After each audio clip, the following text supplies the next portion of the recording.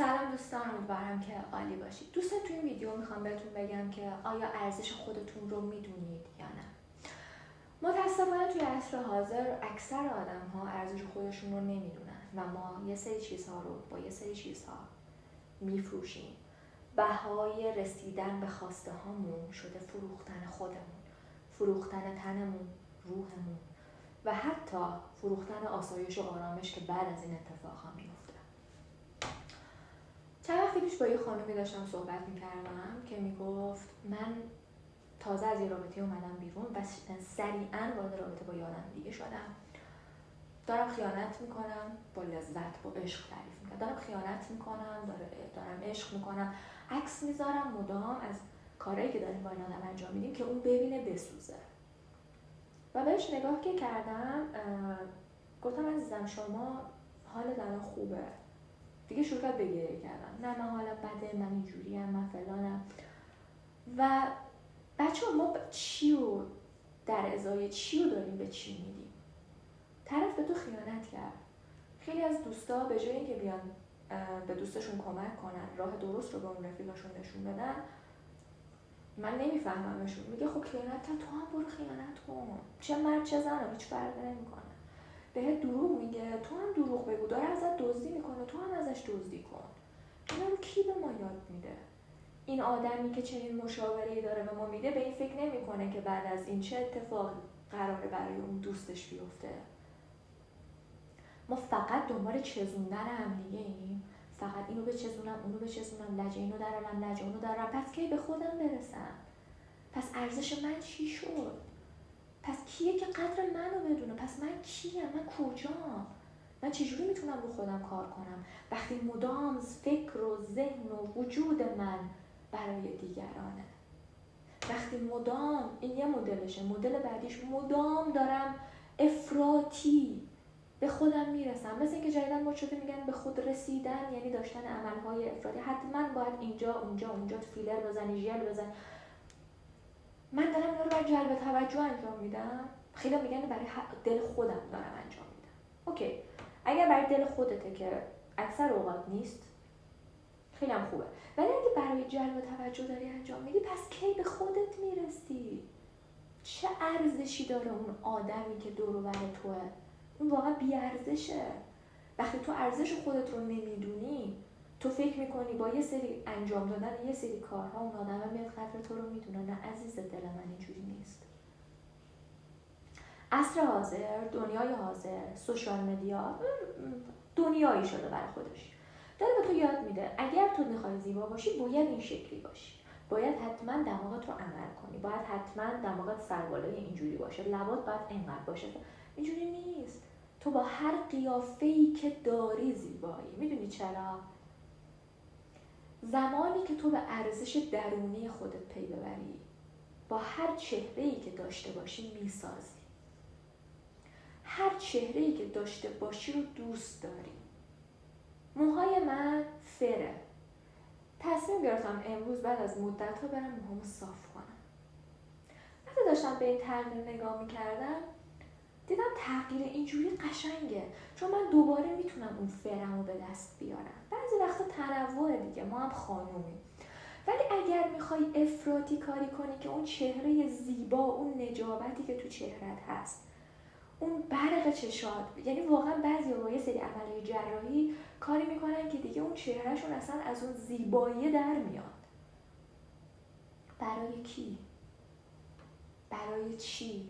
برای اینکه فکر میکنی اینجوری ارزشمندتر میشی؟ نه اینجوری نیست. برم خیانت کنم، لجشو درارم، چی رو داری در گروه چی؟ اون آدم ارزش اینو داره. اون آدمی که میره به تو خیانت میکنه ارزش این رو نداره که حتی در موردش حرف بزنی، تا برسه به اینکه در موردش کاری انجام بدی، تا برسه به اینکه تلفن رو برداری اصلا به دوستت بگین با من این کارو کرد اون کارو کرد تموم شد. بعدی خائن بود، اوکی، بهت گفت تو زشتی. تو اکثر آدمای خائن بعد از خیانتشون برای توجیه خودشون انگشت اشارهشون سمت توه.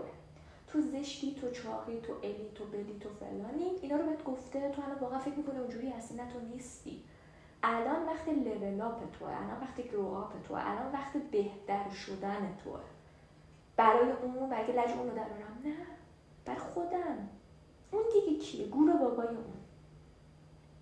تا زمانی که انگشت اشارت سمت دیگرانه، هیچ اتفاق مثبتی در زندگی تو عزیز دل من نمیفته. چون تا زمانی که به درون خودت رجوع نکنی، هیچ اتفاقی در بیرون از تو نمیفته. اینو من بهت قول میدم. اگر میخوای زندگی خوبی داشته باشی، اگر میخوای خیانت نبینی، اگر میخوای یه پارتنر خوب داشته باشی، کار خوب داشته باشی، همه ما اینو میخوایم دیگه. پس چرا نداریم؟ چون به جای اینکه توجه و تمرکزمو بذارم رو خودم، توجه و تمرکزم رو دیگرانه و توجه و تمرکز از تو انرژی میبره. و مگر تو روزانه چقدر انرژی داری که همش بذاری برای اون؟ لج اون رو درارم، برم با این خیانت کنم که لج اون درارم. این چه دیدگاه چه اصلا اینو کی به شما میاد یاد میده؟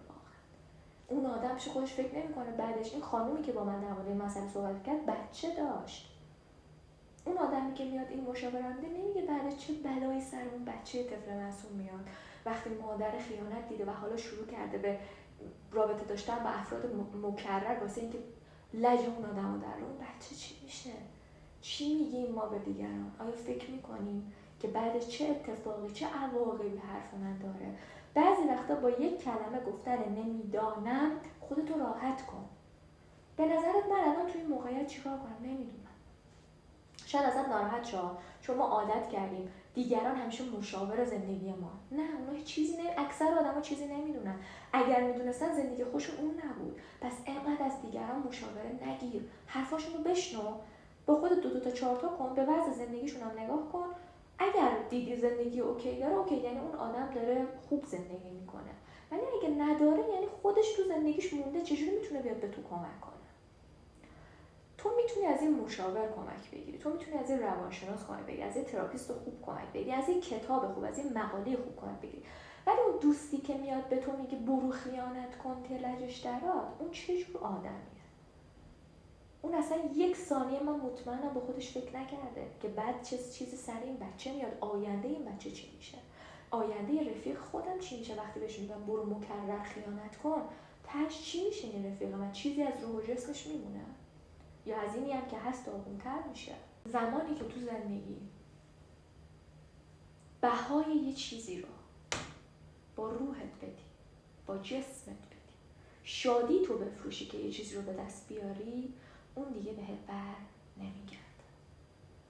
بی پولی، یکی بهت پیشنهاد میده میگه بیا با من بخواب، بهت انقدر پول میدم. میارزه؟ تو چی رو داری با چی میفروشی؟ الان شاید خیلی بگن من نیازمندم. من خانومای خیلی نیازمندی هستن میره توالت خونه دیگران رو میشوره ولی تن به همچین کاری نمیده. من قضاوت نمیکنم کسی رو، هیچ قضاوتی اینجا در کار نیست. من فقط دارم بهت میگم اینه، تو داری چیز خیلی خیلی خیلی ارزشمندی رو برای یه ذره پول میفروشی، چیزی که دیگه بهت بر نمیگرده. خیلی وقتا ما آدما فکر میکنیم استفاده کردن از کاندوم یعنی داشتن یک سکس سیف، ولی به این فکر نمی کنیم که حتی اگر از کاندوم استفاده کنیم چه بلایی سر روحمون میاد. همخوابگی با آدم‌های مکرر چی میشه؟ برای اینجا کامنت کنید بچه‌ها. اگر کسی رو میشناسید یا میدونید که چه اتفاقی میفته، دوست دارم نظرات شما رو بدونم. امیدوارم ویدیو رو دوست داشته باشید. یادتون نره ویدیو رو لایک کنید، سابسکرایب هم کنید و زنگوله رو بزنید. تا ویدیوی بعدی، خدا نگهدارتون.